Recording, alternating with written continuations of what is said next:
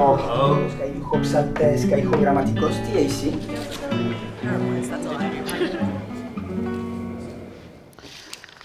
Well, salvete, amici e congerones. This talk is on pedagogy, and I'm supposed to be doing it in English, so I shall. I hope that comes as good news. Thank you all for coming. I'm very happy to see you here. I am acutely aware that we have very little time, and we also have about as, and I mean no criticism to Fordham or anybody, but we have about as inappropriate a physical setup for what I'm about to do as could possibly be imagined. The only saving grace is really this document cam. You have been told that I'm going to be talking about and demonstrating a type of teaching activity called Where Are Your Keys? It's a very strange name. If you really want to know why it's called that, I'll tell you that afterwards. But the heart of the matter is that it is a system for language teaching and learning which uses a modified kind of ASL, American Sign Language. The heart of the matter is that we are using sign language as a bridge language between reality and Latin, and between Latin and our English minds. So we use sign language not only to help ourselves stay in Latin, but also to engage the physical senses. All of those of you who are teachers are aware that our students, at least it is theorized, that our students come in three basic flavors: those who are visually oriented, those who are orally oriented, and those who are kinesthetically oriented. And much of what we do as Latin teachers is oriented strictly toward the eyes. In fact, my very first Latin class, the very first class in which I was ever a student, we never even read the Latin aloud. All we did was we translated it off the page. So we saw Latin, but all we heard was English. This is quite different, and teachers may find it helpful for engaging students who are oral or kinesthetically motivated. It's good for everybody. It's cross-training for the visual learners, and it can help us serve a historically underserved population in our Latin classrooms. This is a type of teaching that was developed first about 10 years ago by a chap named Evan Gardner. He lives on the West Coast. He was in training to become a Spanish teacher, and he went to a language conference rather like this, and found out that there are a great number of Native American languages in our country which are on the verge of extinction. And by on the verge of extinction, I mean they're down to maybe 7 living native speakers who are all over the age of 75. And he created this type of methodology to help Native American communities save their own languages. He calls it community-based language acquisition gaming rather than teaching. So I've got a little setup here on the document cam. I'm a little bit concerned about the color ratios. Are you able to see that this pen here is red? Yes.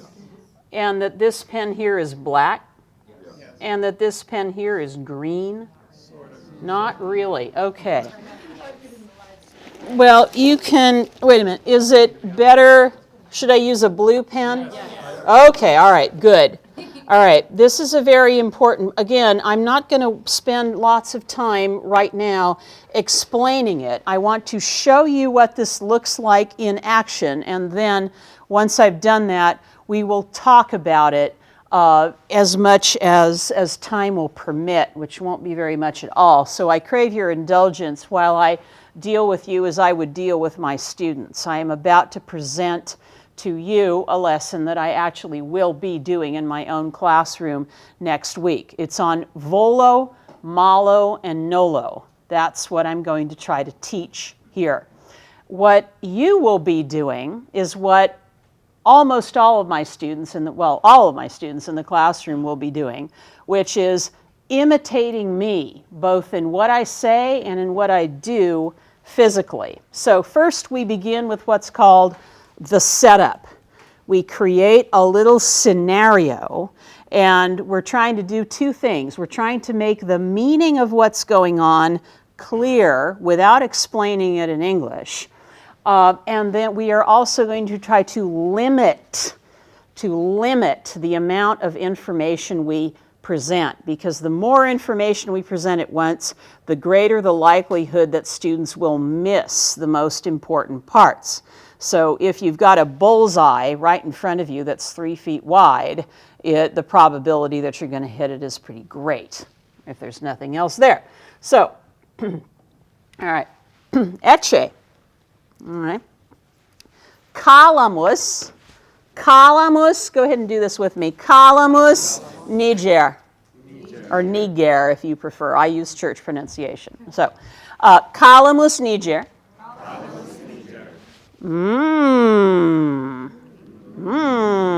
Okay.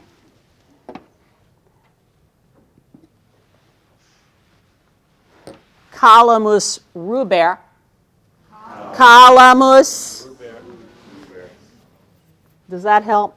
Not really. Okay. Calamus ruber. All right. Ugh. All right.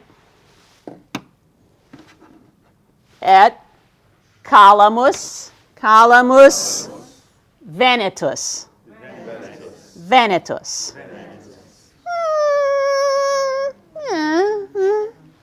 All right, okay. So, may I have one volunteer down here on the double? Come on down, Vinny. You see so that was my setup, okay? I have acted out a little drama for you. Vinny Hook, Stahik. Okay, wish I could have you sit on the table, but as it is, come stand in here. They can't see this thing anyway. You can see on the document cam, right? So this is my station. This is her station. And there would be 2 other students here in class. Everybody else would be standing around watching us, but they are involved because they are copying, they are doing and saying everything we do as we do it. So I just showed you a little setup. What was the point of the setup? What did you learn about these 3 objects? Huh? Which ones were better and which ones worse? Which pen do I like? I would not ask. I want to be sure that my setup was clear, okay? I think it was. So which is the pen I like? The Calamus niger, right? And the one I don't like? The Calamus ruber. And the one that I'm kind of susquedeque about is the Calamus venetus, okay? These are, in fact, hand signs for red pen, black pen, and blue pen, okay? So, all right. So,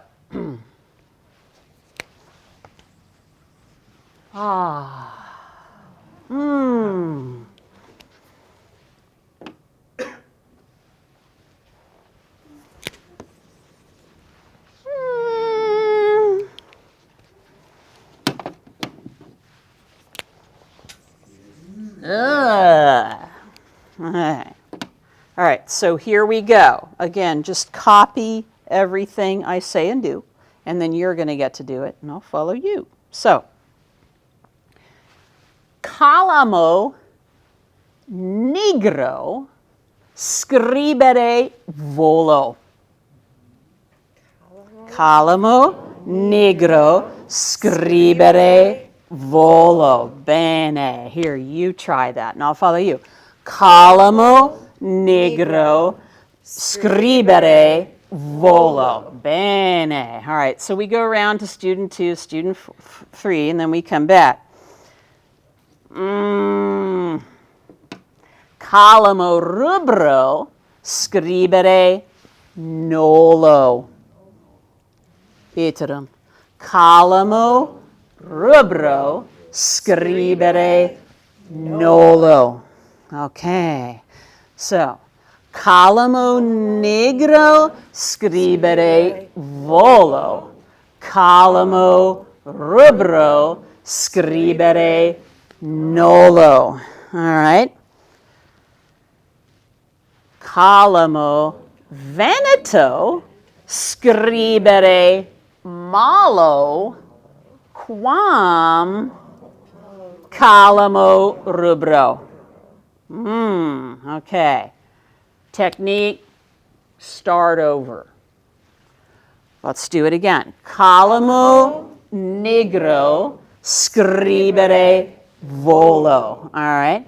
Calamo rubro scribere nolo.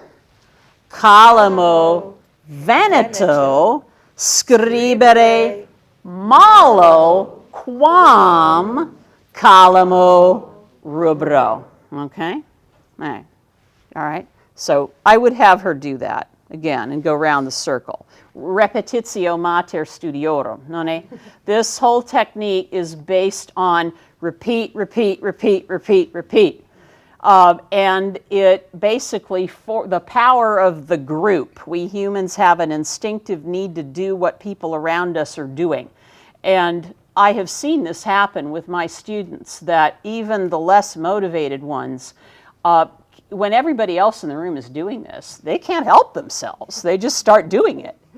There's a kind of therapy called patterning, where you take a very small child and just make him do certain motions over and over. So it works like that. It's almost instinctual. All right, so from the top. Calamo negro scribere volo, ergo calamum negrum sumo. Aha. Ding, ding, ding, ding. Aha. Okay, I'll put it this way so you can see it. All right. Calamo rubro scribere nolo. Ergo calamum rubrum non sumo. Calamo veneto scribere malo quam calamo rubro. Ergo calamum venetum sumo. Okay. All right. Calamo rubro scribere nolo. Ergo calamum rubrum tibi do. Yay! Okay, bene factum. Now you try it. Let's start over again. Notice something here. You see these little cards that I put here with two spots? What do you think that does? What did I use them for? Huh? Like stations. They're stations, exactly. So I took the first pen and I put it there, but the fact that there's one more spot here creates what sort of a situation? Take another one. The expectation is that I've got one more spot to fill, but there are two possible things to fill it with. So that sets up a situation of choice in which I'm choosing this one over that, and thus illustrating the meaning of malo. All right?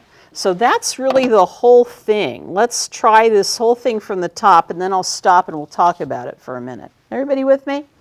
Calamo negro scribere volo. Ergo calamum negrum sumo. Bing. Can I leave it up? Okay, all right. Calamo rubro scribere nolo. Ergo calamum rubrum non sumo. All right.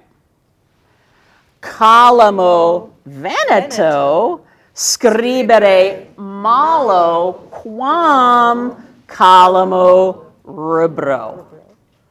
Ergo, calamum venetum sumo, ha ha ha ha,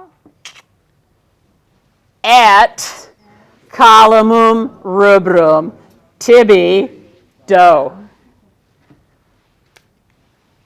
That's the whole routine. Let's see if you can do it with me leading. Well, actually, okay, maybe just in the interest of time. This is extremely abbreviated, but what I would do, thank you very much for your help, is I would have her do the same thing that I just did, but she would be doing it along with me. Let's just do 1 second of it, all right? So we'd start over. It goes around in a circle. I'd tip the hat to you. And so, calamo nigro scribere volo. Ergo, calamum nigrum sumo. So now you take it and you put it there. Good. Okay? Calamo rubro scribere nolo. Woo, mirabile. Okay, for just that much for the top. Calamo rubro scribere nolo. Ergo, calamum rubrum non sumo. All right. Calamo veneto scribere malo quam calamo rubro. Ergo, calamum venetum sumo. Ah, bene. Okay, keep going. You're almost there. Et.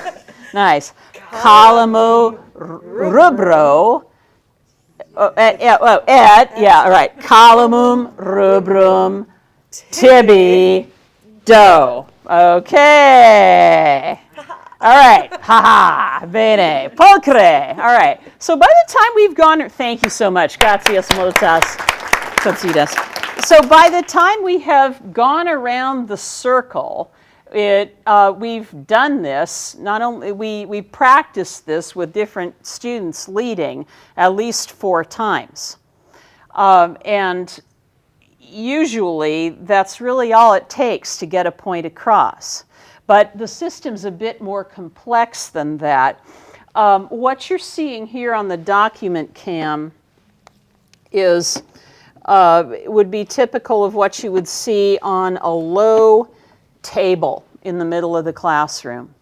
And the standard setup, what Evan Gardner, the inventor of this thing, calls the lotus, consists of 4 people in what he calls the inner circle, this technique, inner circle, all right?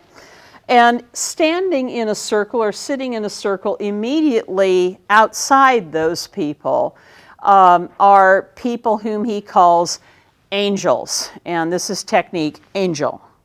All right, angel on your shoulder.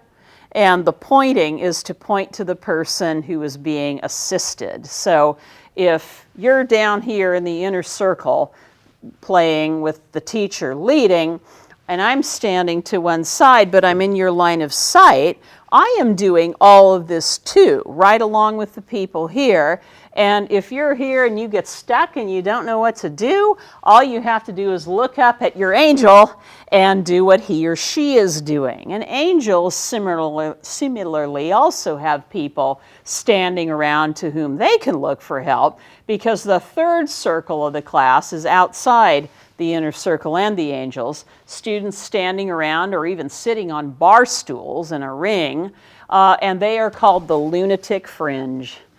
My students love that technique. The lunatic technique means hand signal, all right? And there are a number of hand signs, lunatic fringe or limit or start over, which become part of the classroom vocabulary and are used to signal what is going on without that we have to stop and explain in English. Now, to introduce these techniques, it is necessary to make a pretty substantial explanation in English to the kids, just so that they get how it works. But once everyone knows what the rules are and what these hand signs mean, then it's pretty easy to play the game and remain within the target language. And that is indeed the point of the hand signals. They help us stay in the target language, and they engage not only kinesthetic learners, but the kinesthetic sense of everyone in the room, whether they are predominantly kinesthetic learners or not.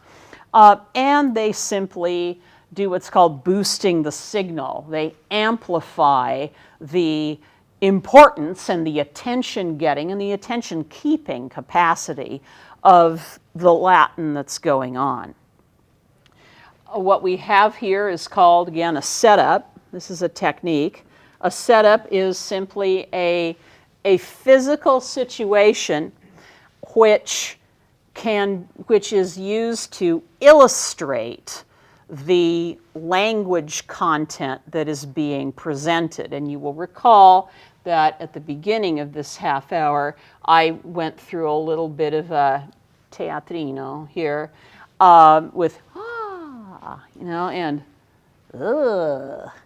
and that too is part of the setup. So we establish what the meaning of these several objects is. And that is the essence of it. Where are your keys has been used to bring back from, quite literally, the brink of extinction. It's either 7 or 10 Native American languages in the past several years. There is a lot more to it than what I have just demonstrated. And if you're interested in learning more, you can go online and take a look at this website, which is simply www.whereareyourkeys. It's either com or org. I'm afraid I don't quite remember right now, but one or the other. Where are your keys? It's easy to find. And you'll find a great deal of video online that you can watch. I remember when I was first introduced to it, I went on the website and looked at the videos and sat there thinking, this is something potentially very important and very valuable, and I have absolutely no idea how to do it. I'd better go talk to these guys. So I flew to Portland and met Evan Gardner, and the rest has, in our little sphere, kind of become history.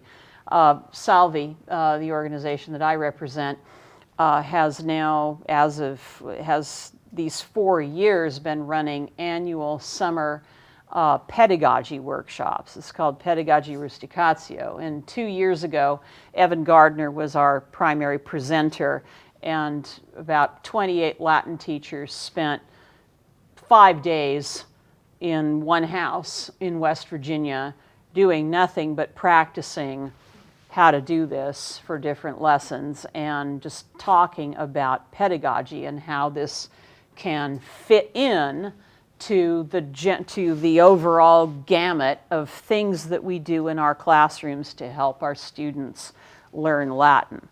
I personally believe that, well, and it has spread from there. I can't tell you exactly how many Latin teachers there are right now using Where Are Your Keys, but I think it's about 50-something around the country, and it is growing.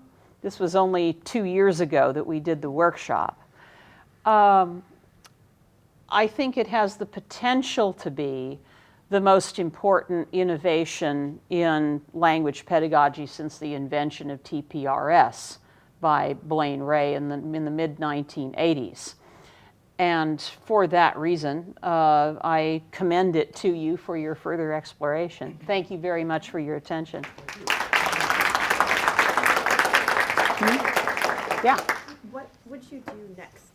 So in a lesson, you do this first. It maybe takes 20 minutes, maybe a little bit longer. Then what would you do next with the words you just learned? Like, what would I do with well, okay.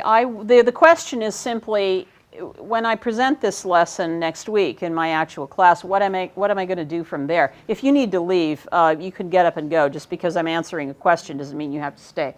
Can I just add because it's part of the same.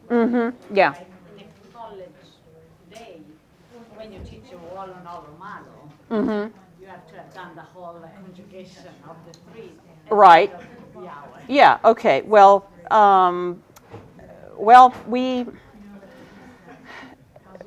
where I would go from there with this, I was just using volo, nolo, and malo. But then my next question would be to you, if you were standing here, I would say, tune, calamo, tune, calamo, negro, scribere vis.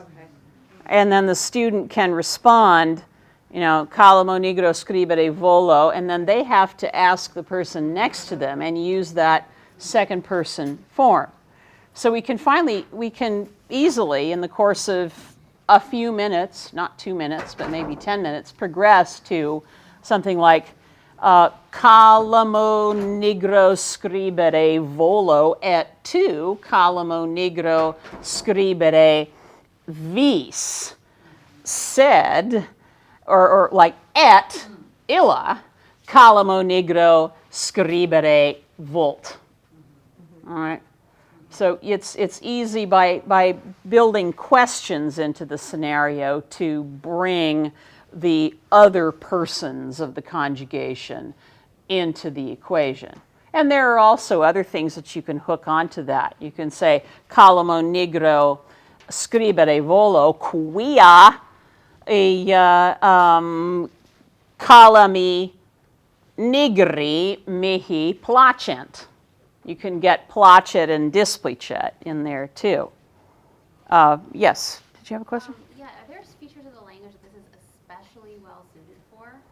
And I guess another question that's related to that is what percentage of your class time would you say is spent doing this versus doing other? The percentage is really quite random. I do not teach my entire class doing this. This is one tool in the toolbox. It's something I bust out every now and again when I find something, a little sort of concrete package of information that I think can be well delivered through this. One thing it helps with is getting students to put the verb at the end. You notice that I said calamo negro scribere volo instead of volo scribere calamo negro. Our English minds don't want to make that switch, but we can pattern ourselves and pattern our students to do it by dint of sheer repetition in this way until it feels natural. Yeah, exactly. I think it's so important that we speak Latin in the introductory courses at UMass Boston, and right from the very first day, we push the verbs off to the end. We just keep pushing them down there. It's the only exposure the students get is with this verb at the end. And it doesn't take that much time. And that when the students start imitating it, and the compositions, they have to write compositions right from day one almost. They keep the verb at the end. And I think it's one of the essential steps to get them to read rather than translate. Yes. Yeah, I would absolutely agree with that. That if they can't, they've got to internalize this pattern of what I'll call information sequence in a sentence so that it doesn't feel alien and weird to them when they encounter it in writing.